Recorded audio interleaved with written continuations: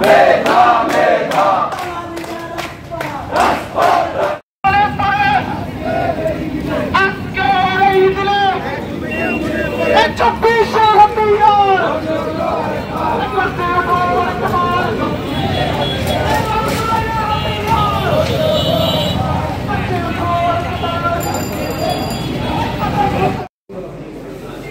শহীদ দিবস 2025 উপলক্ষে আলোচনা সভা ও স্মৃতিচারণ অনুষ্ঠানে উপস্থিত আমার প্রিয় শ্রদ্ধেয় শিক্ষক মন্ডলী এবং আমার সামনে উপস্থিত আমাদের সহযোগী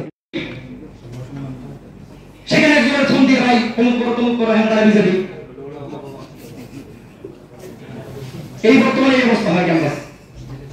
সেখান থেকে আমি শুধু কষ্টের কথা দিয়ে বলছি স্যারদের কাছে অনুরোধ পাই আপনি অনুরোধ স্যার আকৃষ্ট ছিলেন। এই পুলিশ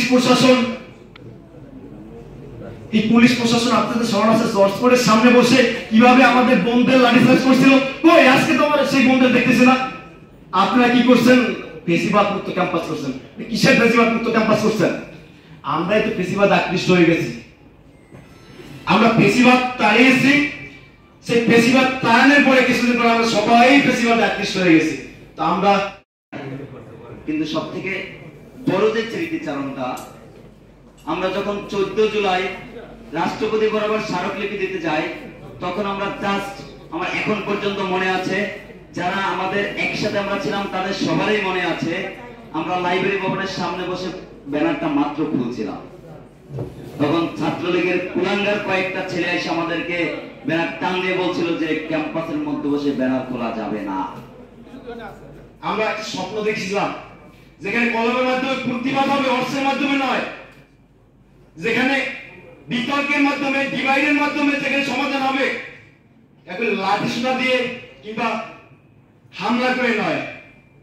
আমাদের স্বপ্ন ছিল যে ক্যাম্পাসে শিক্ষকরা আমাদের আদর্শ হবে, যে ক্যাম্পাসে আমরা মানুষ হব, যে ক্যাম্পাসে আমরা মানুষ গড়ব, যে ক্যাম্পাসে সমগ্র বরিশালে আমরা লিড দেব, যেখানে আমাদের আদর্শ শিখবে আমাদের কাছ থেকে। হয়তো অধ্যক্ষ মহোদয় তখন অধ্যক্ষ ছিল না, কিন্তু আমাদের স্বপ্ন ছিল। আমরা আজও স্বপ্ন দেখি যে এই ক্যাম্পাসে যেটা 16 জুলাই হয়েছে, সেইটা আর কখনো এই ক্যাম্পাসে হবে না। যে হামলা ছাত্রলীগ করেছিল সেই হামলা আমরা করব না। যে হামলা ছাত্রলীগ করেছিল সেই হামলা আমরা ছাত্রদল করব না। যে হামলা ছাত্রলীগ করেছিল সেই হামলা আমরা ছাত্র শিবির করব না।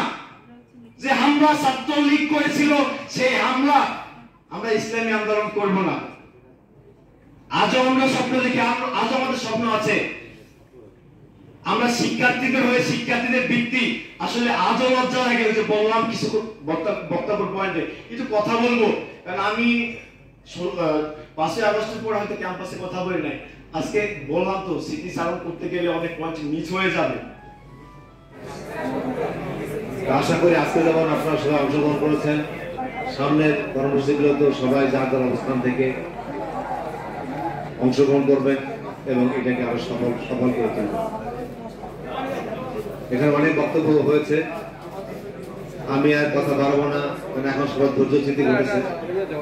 শুধু একটি কথাই বলবো, সেটা হচ্ছে যারা জুলাই যোদ্ধা তারা শুধু একদিনের জন্য বা 1 মাসের জন্য যুদ্ধ করেনি, একটা স্বপ্ন নিয়ে যুদ্ধ করেছে। যুদ্ধ শেষ, স্বপ্নের বাস্তবায়ন শুরু। সেই জন্য এই স্বপ্নের বাস্তবায়ন করার জন্য আমাদের ঐক্যবদ্ধ থাকতে হবে, সচেষ্ট থাকতে হবে, নিজেদের মধ্যে বিভেদ পরিহার করতে হবে। তাহলেই আমরা যদি আমাদের লক্ষ্যে